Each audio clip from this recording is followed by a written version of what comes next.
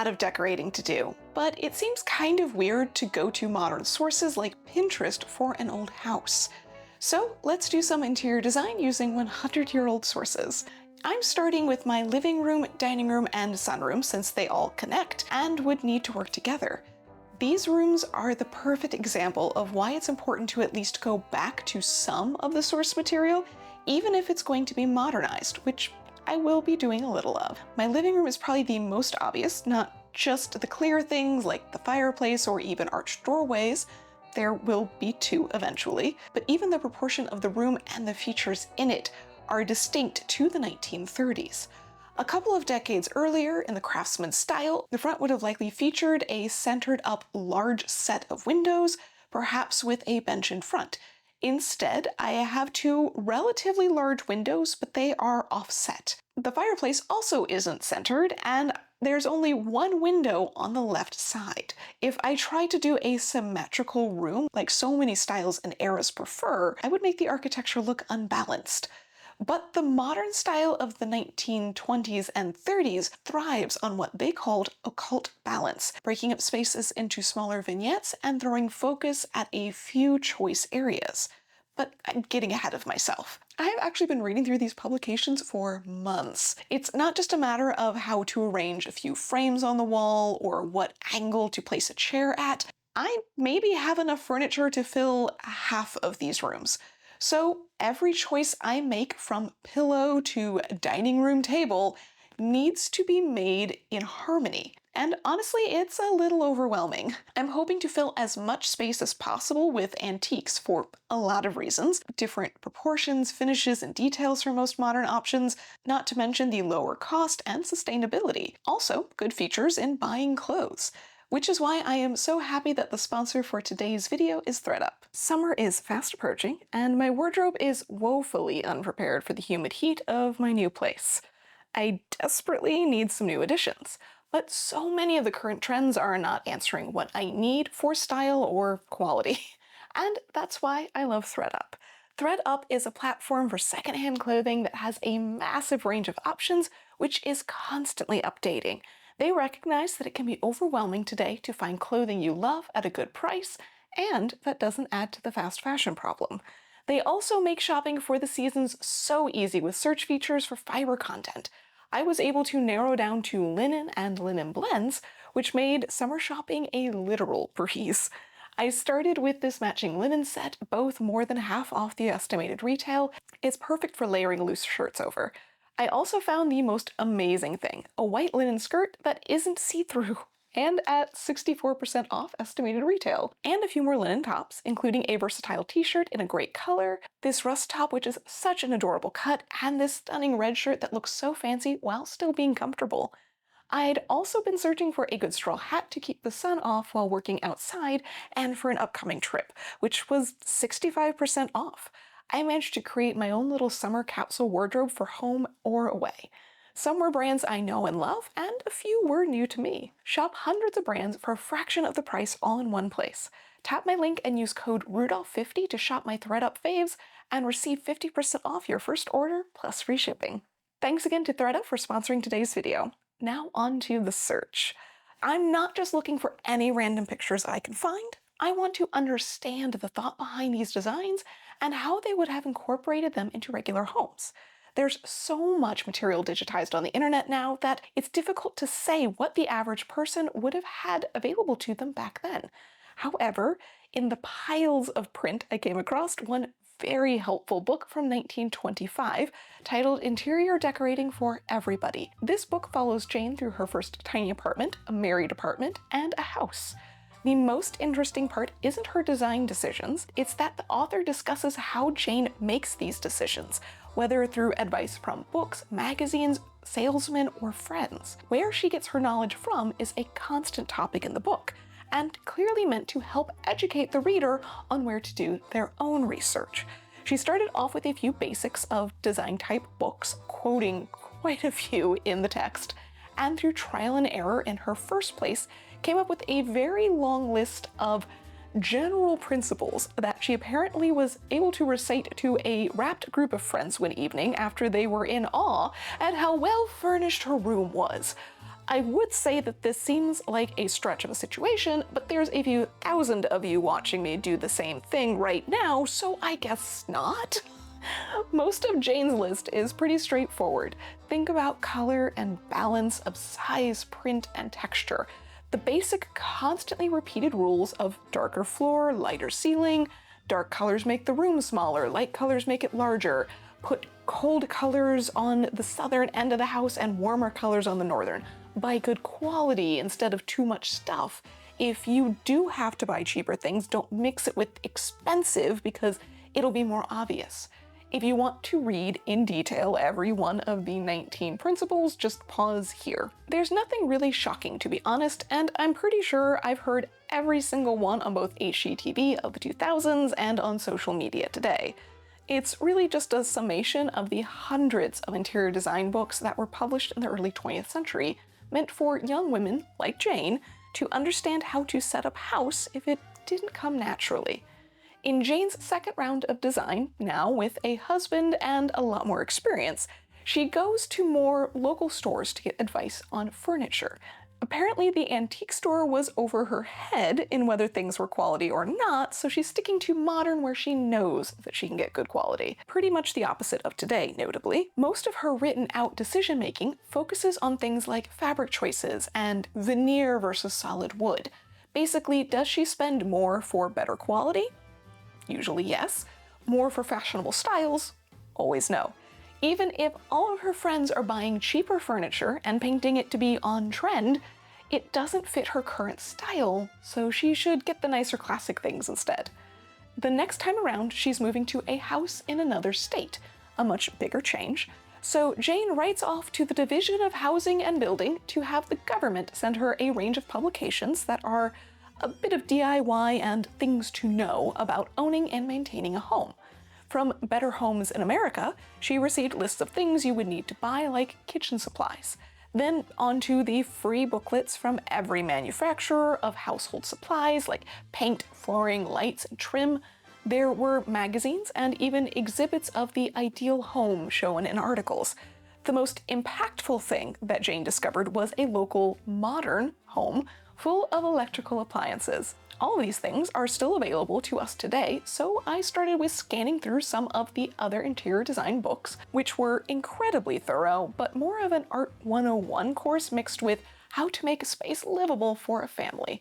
They understandably leave out a lot of up-to-date design advice, since that's seasonal, and a book ideally makes it at least a few years. Since I don't find myself in need of color charts, the most useful part of many of these books for me is seeing the variety of room layouts and problem-solving techniques. The manufacturer's booklets, however, are an absolute treasure trove, mostly because they tend to actually be in color.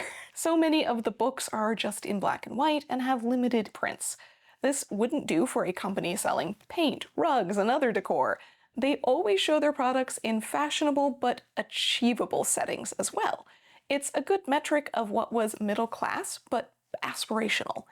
Essentially, what this house actually would have looked like decades ago. It's the magazines and home showcases that really inspired me, however.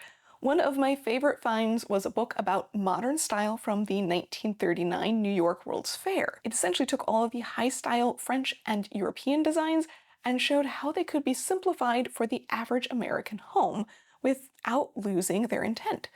I admit I am largely inspired by the art that comes out of French books during this time, not of everyday homes, but of grandly designed ones. Unfortunately, I don't have massive domed ceilings and tons of architectural details like columns or inset panels. Clearly, this problem isn't just mine. The author emphasizes how feature elements can be used, a series of low bookcases instead of tall ones, or a prominent light the room is organized around. Strip down the parts that don't appeal or don't work, but try to find what feature you are fond of and look at how they built the room to balance it. Things like repeated shapes, patterns, and proportions. So with a little bit of permission to pull ideas from some more elaborate designs, I headed off to find as many images and magazines as I could, including a few from some French archives. Ironically, I ended up finding tons of images from the salons I talked about in the Art Deco video, which would have been great examples. But rather than give you a long list of all of the recommendations and rules I gathered up from all of this research, I figured I could just show you how I plan to implement them, inspired a little bit by their artwork as well. So let's start in the living room. The feature here is obviously the fireplace. They say that whatever I choose to do should draw attention to it rather than compete. Probably not the right place for a busy wallpaper or lots of blaring various colors. I ended up choosing a darker rust tone to contrast with the limestone, play down the heavier window trim, and allow my black sofa to not stick out too much.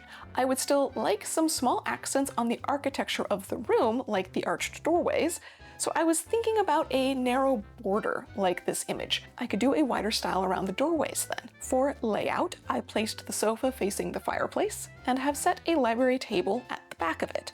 This apparently was such a common method that one book jokingly said not to do it, just to be contrary.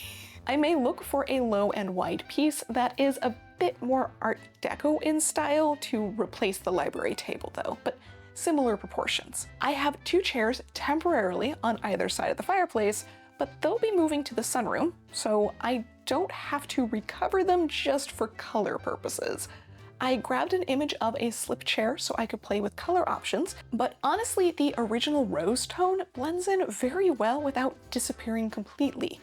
The weight and curves are also similar to the sofa, rather than something with a busy floral print or lots of woodwork. When it comes to layout, I don't have a TV, so the main grouping can face the direction of the fireplace, while I use the leftover space for walking paths and my desk. While I do have lots of other small furniture for the room, like a vintage radio, I don't have anything tall. The bookcase is just temporary. I think something narrow and tall is needed on the other side of the fireplace to balance out the weight of the window. Maybe also next to the desk to balance the doorway. Once the half wall is filled, there will be space for something there as well, but probably shorter than the other 2 pieces.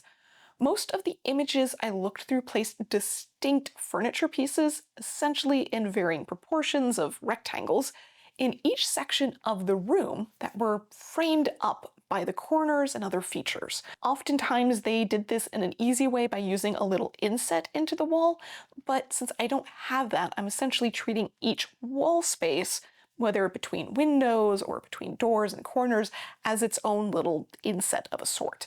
Chairs and other smaller items then hover away from the walls instead. This works so much better in tandem with the asymmetry of the room and the low window height. Putting something like the sofa up against the windows would be placing all of the heavy weight on one side of the room. So the focus would go over to that side of the room, and I would struggle to balance the weight out in an area that's got doorways and walking paths, and can't put anything heavier over there.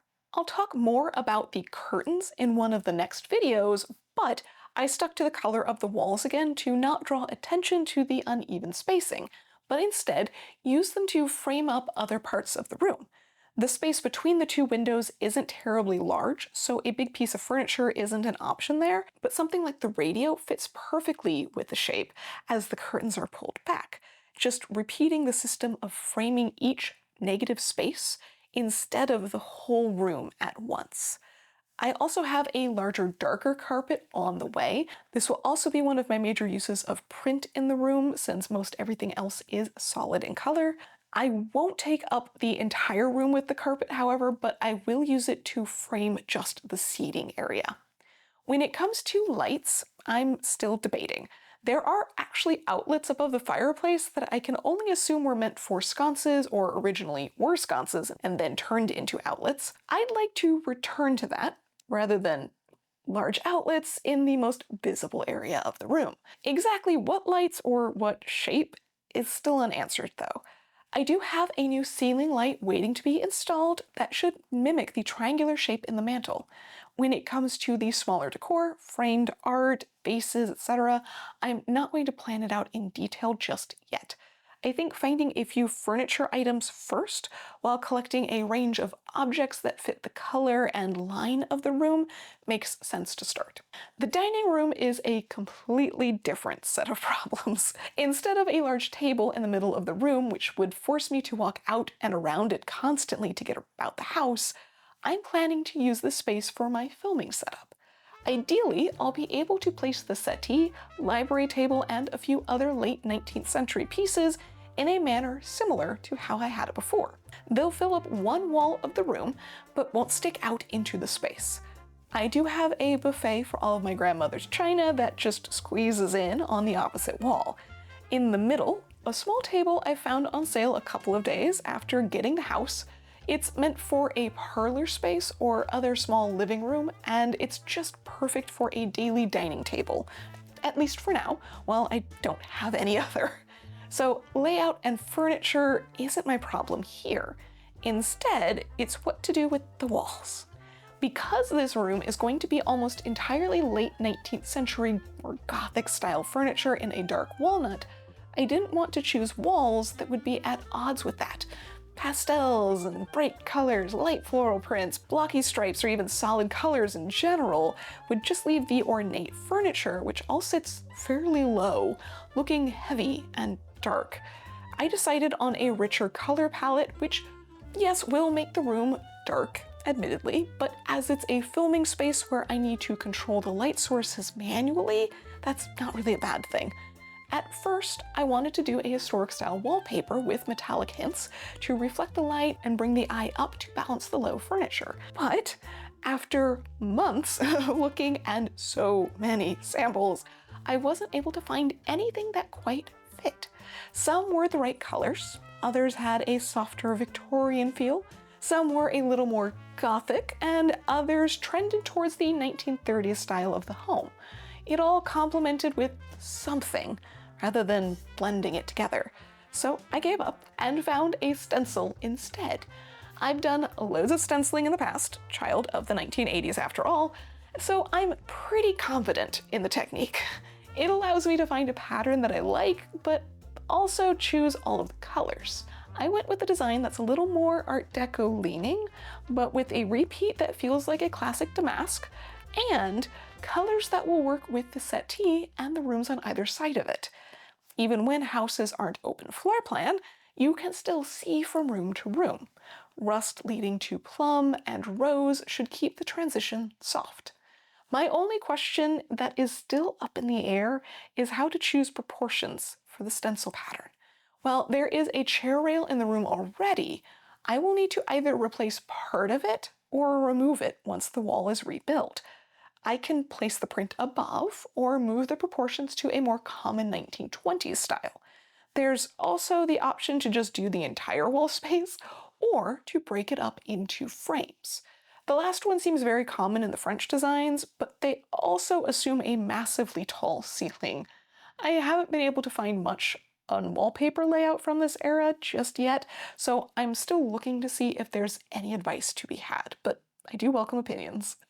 Continuing on through to the sunroom, this seems to be the most versatile and most prolific room in design books. Not only was it very trendy at the time, but it was seen as the room to fix all of your house problems. What space do you need right now? It could be a children's playroom, a glorified porch, a dining room, a space for plants, or a second living room for privacy. I'm planning to use it for books and storage to start, but eventually it will be a true dining room space with comfortable chairs for reading, tea, or breakfast. Essentially the social space to fit lots of people, or a quiet room to enjoy the sunshine and garden once I rip out the overgrown bushes that are blocking my windows. I'm not going to overplan this space just yet, since it can be so many things. Right now, it's just the room full of boxes, unfortunately. But all of the various sunroom examples still focus on the practicality and informality of the space. They say that this is the space to have fun with color and pattern. With all of the light, they also recommend choosing a cooler color. I ended up with a lighter green tone that I'm going to accent with a mustard yellow. The accent color was something I went back and forth on for a long time, to be honest. It was decided when I had to order new shelving. You might recall these are only around 6 inches deep and therefore can't hold most of my books. I want to put doors on the bottom portion of the new shelves to be able to hide away things from both sight and bright light, and settled on these woven rattan-filled ones. They give a nice sunny glow, so I thought it would be fun to do yellow inside the shelves to really make them pop. I'll also have the darker green chairs to round out the color scheme. Eventually, I will need a rug or two to frame out the spaces of use, but I don't know what size just yet, and since this is the main way out of the backyard, I have to find options that can deal with some muddy paws tracking through. I'll also need a table and chairs, though I think I'll do some benches in the corner so the table can be tucked back, but also have a garden view. Plants and books will be the main decor, really, though I hope to find some fun prints for the curtains and bench cushions. That was one of the other major features throughout. The very pointed use of textiles. They seem to be anywhere there was a gap, even just swagged on a blank wall. It does seem a more dynamic way to impart texture, shape, and even print without heavy furniture or blocky frames. Theoretically also cheaper.